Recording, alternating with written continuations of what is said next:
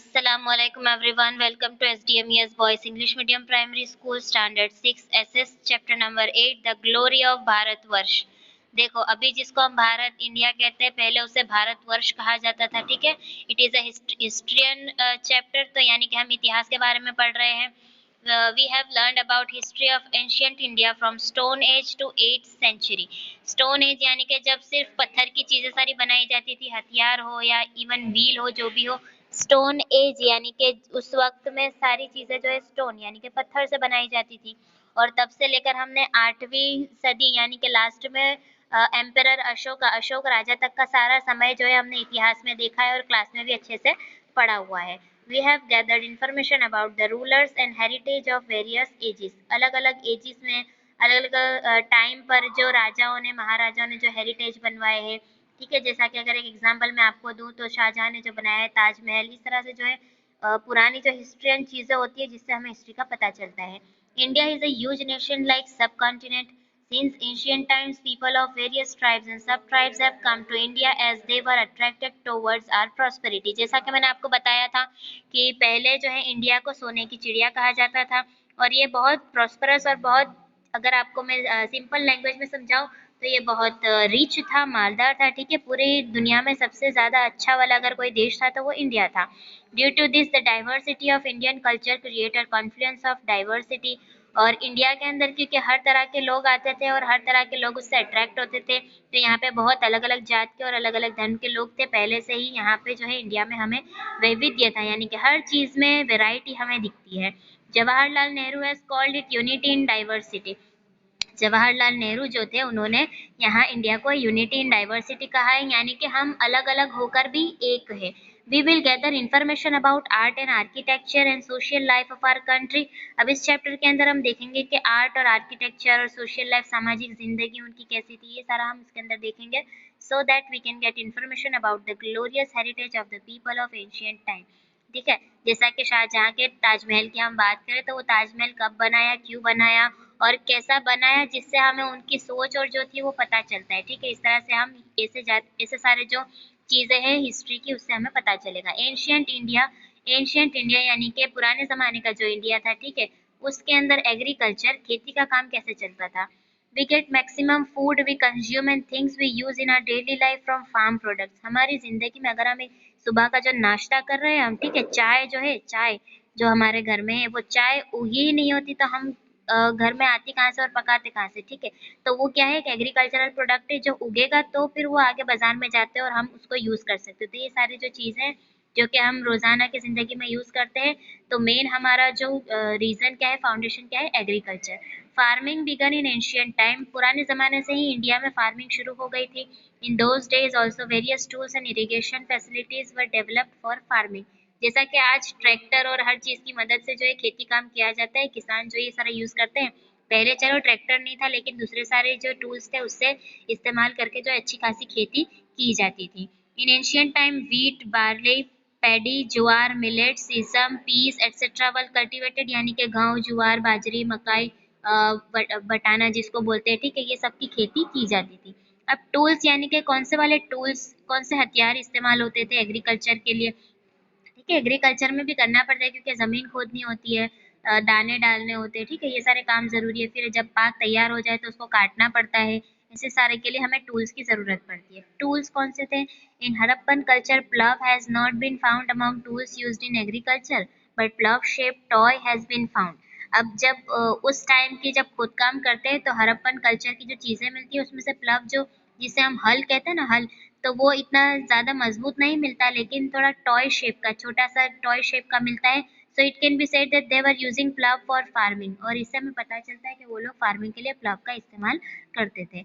Use of iron tools had been increasing in the field for agriculture. उसके बाद जो है आयरन यानी कि लोखंड के औजारों का इस्तेमाल शुरू हो गया था और वो बढ़ गया था। It includes axes for clearing forest and front portion of plough used for ploughing soil. In addition, they were familiar with sickle, axe, etc. Also, यानी कि पुराने ज़माने के जो लोग थे, 8वीं सदी की बात की अगर हम बात करें तो वो लोग भी जो थे खेती काम के ये सारे जो हथियार थे उससे familiar थे। इरिगेशन यानी जो खेती काम के करते हैं उसके बारे में देखेंगे। Without rich villages It was difficult for king and their kingdom to survive. तो without rich villages, king और kingdoms, राजा और उसके राज्य के लिए सरवाइव करना, टिके रहना मुश्किल होता था. Just as new tools and seedlings were important steps for development of agriculture, irrigation also proved to be very useful. At this time, canals, wells, lakes and artificial reservoirs were created for irrigation. देखो बारिश तो ज़रूरी होती है क्योंकि ज़मीन में तुमने अच्छे से दाना डाल दिया, सब कुछ कर दिया, धूप भी आ गई, लेकिन पानी नहीं होता तो आगे जो है अनाज बढ़ नहीं पाता. लेकिन अब कुछ एरिया में जहाँ पे पानी नहीं है और अभी बारिश की सीज़न नहीं है, फिर भी हमें खेती काम करना है, तो हम क्या करेंगे, कैनाल्स बनाते हैं, कुएं में से पानी लेते हैं, तालाब का पानी लेते हैं और इस तरह से जो है पानी पहुँचाया जाता है. तो इरिगेशन, खेती का जो प्रोसेस है वो करनी ज़रूरी है, तभी जाके हमको जो है अनाज, फल या फिर जो भी चीज़ है वो उगी हुई हम पा सकते हैं. Now let me confirm for rural life. Ancient India की रूरल लाइफ कैसी थी वो हम देखेंगे. पहले के लोग, गांव की जो जिंदगी थी उनकी, वो कैसी थी. Life in the village of north and south was as follows. North और साउथ यानी कि उत्तर और दक्षिण के अंदर जो गांव की जिंदगी थी वो थोड़ी ऐसी थी कि the head of the village was called gramabhojaka. In the North India, North India के अंदर गांव का जो हेड होता था उसको ग्रामभोजक कहते थे. Usually people from the same family remain on the post for generations, यानी कि people from the same family, एक ही फैमिली का जो आदमी होता था, जैसा कि बाप दादा, ठीक है, फिर उनका बेटा, फिर उनका बेटा, फिर उनका बेटा, इस तरह से उस पोस्ट पे रहते थे. This post was hereditary. ये एक जो है हेरिडिटरी होती थी, यानी कि दादा से बाप को, बाप से बेटे को, बेटे से उसके बेटे को, ठीक है, इस तरह से मिलती थी. Now gramabhojaka used to be the biggest land owner in the village. और विलेज के अंदर, गांव के अंदर ग्रामभोजक जो होते थे वो, उसके पास बहुत सारी ज़मीन होती थी, वो बहुत बड़ी ज़मीनों के मालिक होते थे. This land owner used to keep people on rent to do farming. और ये लोग जो होते थे वो लोगों को ज़मीन खेती के लिए भाड़े पर देते थे, ठीक है, भाड़ा, rent. King also gave him responsibility of collecting revenue. He looked after law and order situation also. तो जो ग्रामभोजक होते थे, यानी कि जो हेड होता था गांव का, उसको राजा जो होते थे वो ये सारी जिम्मेदारी भी देते थे कि वो टैक्स वसूल करे और फिर ये सारे सिचुएशन को देखे. There were three types of people living in southern India. और साउथ इंडिया के अंदर तीन तरह के लोग रहते थे. बिग लैंडलॉर्ड्स यानी कि बड़े जमींदार, स्मॉल फार्मर्स छोटे से किसान, एंड लैंडलेस लेबरर्स यानी कि जो जमीन बिना के कामकाज करने वाले मजदूर होते थे वो लोग. उसमें साउथ इंडिया में तीन टाइप के लोग रहते थे. Now life in towns. Town के अंदर जिंदगी कैसी होती थी. Most of the cities were capitals of Mahajanpads about 2500 years ago. 2500 साल पहले जो था वो महाजनपद के तरह से जो है लोग रहते थे. These cities were protected by fortification. जैसा कि एक बड़े बड़े से किले होते थे, बड़े बड़े से एरिया होते थे और उसके जो मेन सेंटर होते थे उसको सिटी कहते थे. Spherical wells have been found from many cities. गोल गोल जो कुएं होते हैं, which were known as wells. These wells were used for toilets, drains और dustbins. तो बड़े बड़े कुएं जैसे बनाए जाते थे जो सिर्फ पानी के लिए इस्तेमाल नहीं होते थे, बल्कि उसके अंदर जो है गटर का पानी या फिर टॉयलेट्स करने के लिए या फिर कचरा फेंकने के लिए भी वो लोग ऐसा ही गोल कुएं जैसा ही बना देते थे. People in rural areas and urban areas used wheat, barley, rice, milk, curd यानी दही, घी, fruits etc. and meat and fish for eating purpose.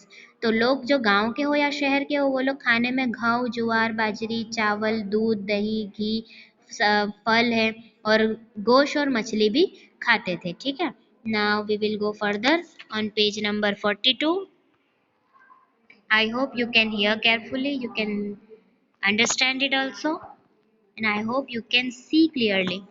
Now usually men and women wore two clothes. वो लोग मेन जो होते थे, औरत हो या मर्द, दो कपड़े पहनते थे. The cloth they wore on the lower part of the body was called nivi. जैसा कि हम शलवार पहनते हैं ना, पैंट पहनते हैं, ठीक है, लोअर जो होता है उसको नीवी कहते थे. And the cloth worn on upper part called vas. ऊपर जो पहनते हैं जिसे हम शर्ट या कमीज कहते थे उसे वास कहते थे, और नीचे जो पहनते हैं उसे नीवी कहते थे. वास और नीवी यानी कि शर्ट और pant. Sometimes they wrapped a cloth like dupatta around the upper part which was called आदिवास. तो जो दुपट्टा जैसा जो लपेटते थे ऊपर के एरिया पे उसे आदिवास भी कहते थे.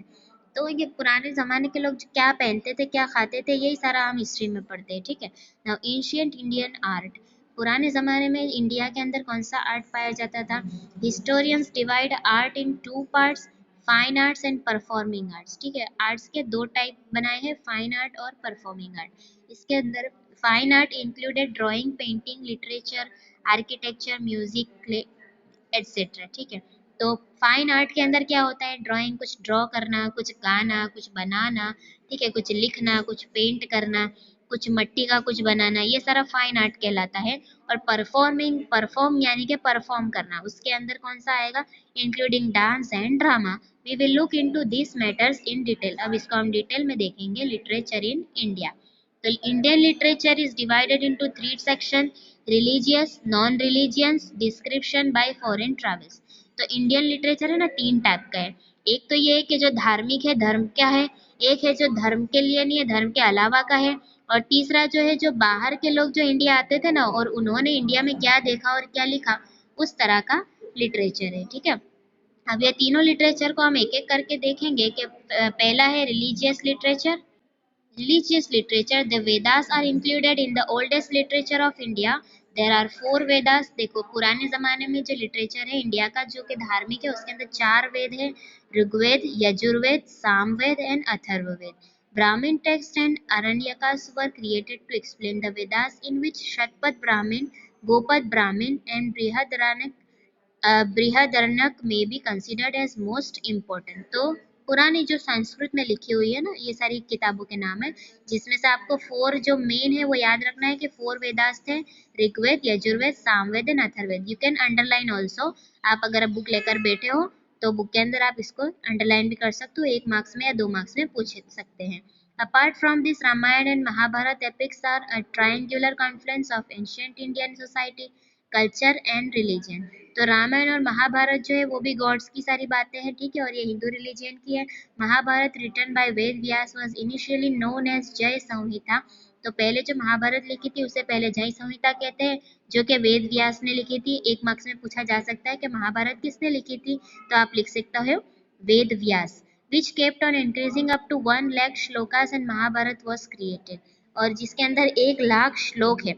जैसे अगर हम समझें कि आयत होती है ना, आयत, इस तरह से श्लोक होते हैं। Similarly Ramayana written by Valmiki depicts social life and moral standards along with Shri Rama story. तो श्री राम जो भगवान है उनके ऊपर जो स्टोरी है पूरी, ठीक है, ये रामायण में आती है और ये लिखी है वाल्मीकि ने, ठीक है। इस तरह से जब मेन पॉइंट्स है वो हम याद रखेंगे और लॉन्ग क्वेश्चन के अंदर हम इसको स्टोरी टाइप में लिख देंगे।